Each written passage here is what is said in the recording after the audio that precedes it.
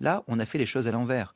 Vous avez Emmanuel Macron qui sonde dans l'obscurité de son bureau, qui caste les candidats, qui caste ensuite les chefs de parti sur qui il ne pourrait pas censurer. Comment est-ce que ça se serait passé dans un régime parlementaire type Italie, Belgique, Espagne, etc.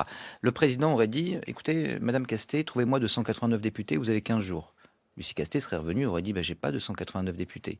Il serait passé à Bernard Cazeneuve, il serait passé à Xavier Bertrand, on aurait peut-être eu Michel Barnier qui serait arrivé avec 289 députés et Emmanuel Macron lui aurait dit, eh bien à ce moment-là, négociez un programme avec eux. Et vous avez un Michel Barnier qui serait arrivé avec, ou un autre, avec une majorité et avec un programme avec lequel il se serait mis d'accord. Là, on a fait les choses à l'envers. Vous avez Emmanuel Macron qui sonde dans l'obscurité de son bureau, qui caste les candidats, qui caste ensuite les chefs de parti sur qui il ne pourrait pas censurer. Il dit, bon, ok, Marine Le Pen ne censure pas, je nomme Michel Barnier. Michel Barnier, trouvez vos députés, je m'en fiche, et faites vos discours de politique générale, montez votre truc et arrangez-vous pour ne pas être censuré.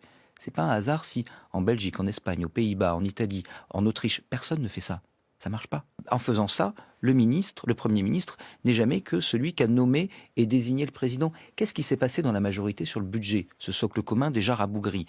Ce qui s'est passé, c'est que tout bêtement, comme on n'avait pas négocié en amont, tout le monde s'est divisé et a cherché à tirer la couverture à soi. C'est pas un hasard si ça ne fonctionne pas. Vous rajoutez à ça un fait politique majeur qu'il faut bien comprendre comme étant celui sur lequel aujourd'hui gît l'instabilité, c'est que vous avez qui plus est un gouvernement minoritaire, mais un gouvernement minoritaire qui tenait, eu égard à ce calcul, sur son principal opposant politique. On avait un gouvernement qui tenait grâce au Rassemblement national. Vous savez, c'est la phrase de Racine dans Britannicus. J'embrasse mon ennemi, mais c'est pour mieux l'étouffer. Dès le moment où vous avez un gouvernement qui tient sur un opposant politique, il ne le soutient que tant qu'il y a intérêt. Et s'il y a intérêt, c'est que par définition, vous-même, vous perdez. Donc ça peut durer un moment, mais le jour où cet opposant politique juge à tort ou à raison qu'il n'a plus intérêt à vous soutenir, vous tombez.